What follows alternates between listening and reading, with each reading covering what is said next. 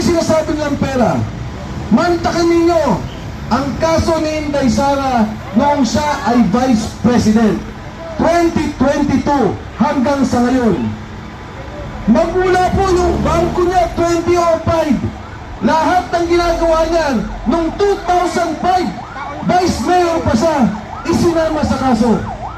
Ngayon ko lang nadinig at nakita ang ganitong klaseng paglilitis sa Kongreso. Ang sabi nila, bilyon-bilyon ang pumasok at lumabas na pera. Ano pong ibig sabihin nun? Ako po, sumisweldo 50,000 pesos. Pumasok ang pera sa bangko ko. Nagbayad ako ng kuryente, nagbayad ako ng tubig, nagbayad ako ng pamalengke, nagbayad ako ng kung ano na pang kailangan kong bayaran sa aming bahay. Ang natira sa pera ko, 1,000 pesos. Alam niyo ang ginawa? Yung 50,000 na pumasok, counted. Yung 49,000 na lumabas, counted. Ang pera, 99,000. Tama ba yun? Kung titingnan nyo, reviewin ninyo ang ginawa ng AMLA na yung po bawal. Hindi na dapat gawin yun dahil yun ginagawa lamang sa korte o sa impeachment court katulad ng Senado. Pero tingnan nyo po ang lumalabas. From 2022, susundan ko na yung ginawa nila na yung pumasok at lumabas ay papag-add ko. 2022 hanggang sa ngayon, 60 million pesos lamang ang pumasok at lumabas. Yan no. Ngayon, pumasok tayo sa COA. Ang tagal nilang sinisiraan. Ang sabi nila, yung COA, kailangan natin niya. May pagnanakaw dyan. Alam nyo, nasa COA pa nga eh. Commission on Audit. Sa kasalukuyan ay tinitingnan kung ano yung kulang na papeles. Out of 125 million, 75 million na lang ang natira. Yun ang kanilang pinag-uusapan. Tinutok na nila kay Inday Sara, pati COA, NBI, BIR, AMLA, ginamit na nila. Ngayon no, papatulang ko yung sinasabi na sa COA. Bakit? Ang Department of Agriculture ang suspended, disallowed. Yung kay Inday, hindi pa final. Kailan lang nag-final yung nag-hearing? Yung suspended at disallowed, Department of Agriculture, 10.5 billion pesos. Yung doon po sa DSWD, kumulang 12 billion pesos. Sa DPWH, kumulang 17 billion pesos. Billion!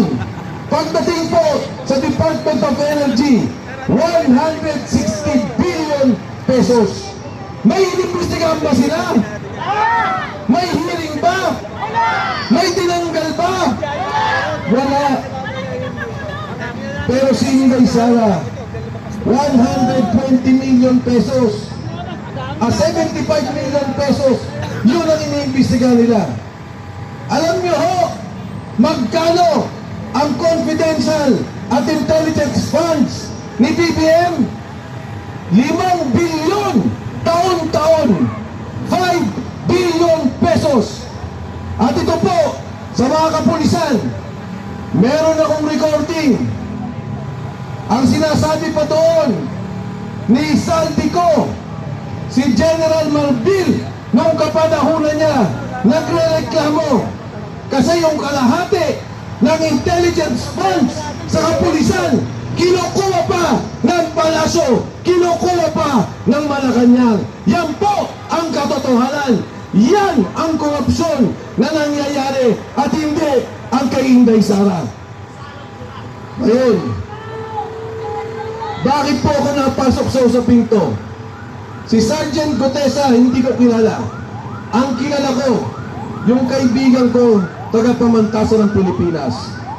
Ang sabi ni Sergeant Gutesa sa akin nakaraang taon, Sir, kami po ang nagdi-deliver ng pera. Ang sabi ko sa kanya, Sarge, magkano ang dineliver nyo? Sabi niya, isang example lang po, 46 na maleta.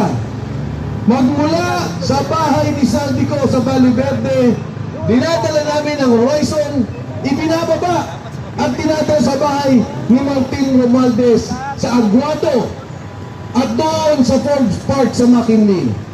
Sabi ko, magkano ang laman ng isang maleta? 48 million pesos. Magkano ang isang delivery? 2.3 billion pesos. Isang delivery lamang. Ang sabi pa niya sa akin, magugulat ka sir. Nung nag-uusap sila, sabi nila, ihihinto namin at tatanggalan ng pondo ang DOH, Department of Health.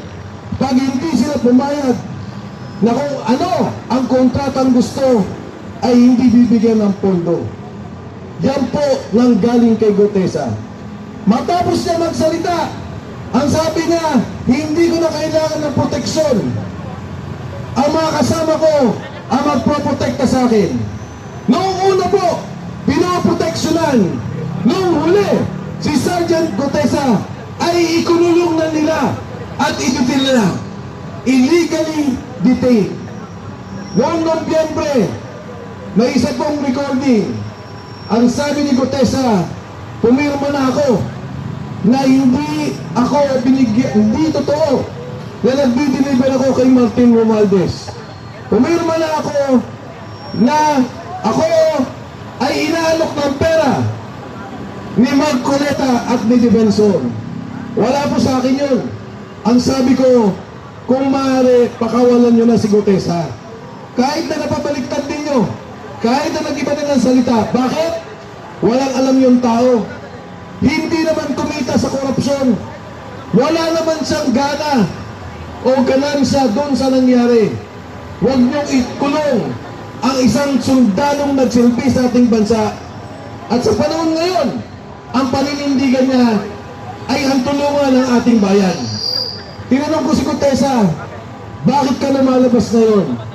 Ang sabi niya sa akin, sir, binaha po ang aking pamilya at ang mga pamilya ng aking mga kasama.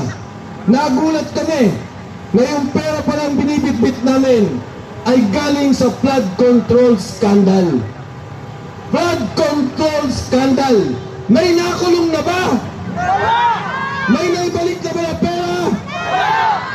Ang sabi ng Pangulo, maya naman kayo. Binabalik ko sa kanya, binabalik ko sa Kongreso, at binabalik ko sa Senado. Kayo ang mahiya dahil wala pa rin nangyayari hanggang sa ngayon. Kaya po nung lumabas yung 18 Marines, at sila po yung nagkapag-usap sa akin, ang sabi ko, tutulungan ko kayo. Hindi ako papayag na mangyari yung nangyari kay Gutesa na mangyari sa inyo. Tinanong ko sila, sabi ko, magkano ba talaga ang delivery? Kada delivery ninyo, magkano ang inyong dinadala? Alam niyo ho, ang pinakamaliit na delivery, 500 million pesos. Ang pinakamalaking delivery, 4 billion pesos. At dito kayo magugulat, ang delivery, 3 times a week ang delivery sa Makati at sa Aguado sa Malacanang. Kung yan po ay patutugtong-tugtugin natin sa 1 billion lamang, sa isang buwan, 12 billion pesos, pera ng taong bayan ang ninanakaw at kinukurakot. Yan ang nangyayari sa ating bansa.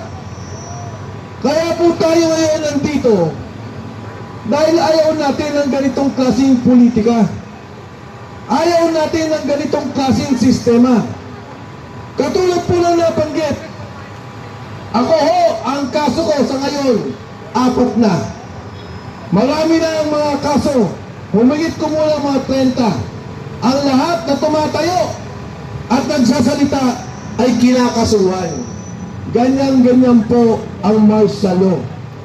Bagamat hindi nagdeklara, tatakutin ka, gagamitin ng NBI, ang BIR, ang AMLA, ang PNP, ang Ombudsman, para ikaw ay takutin, para ikaw ay patahimikin. Pero tayo ba ay tatahimik? Lalaban ba tayo?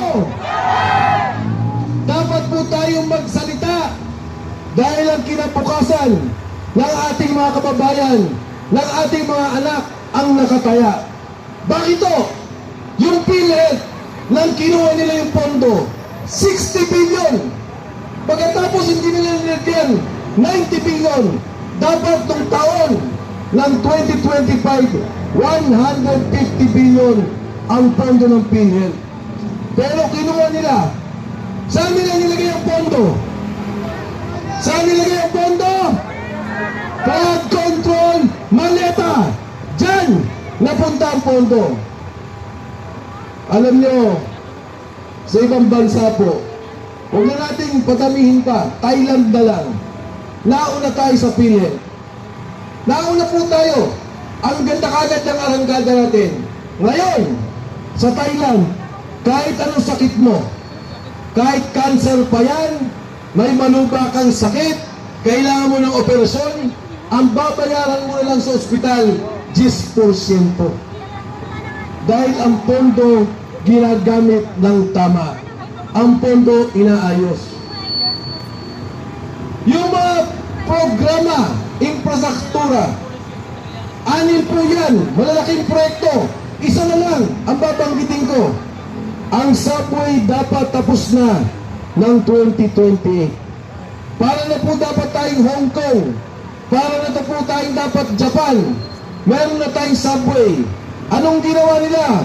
Kinuha ang pondo. Ninakaw. Saan nilagay?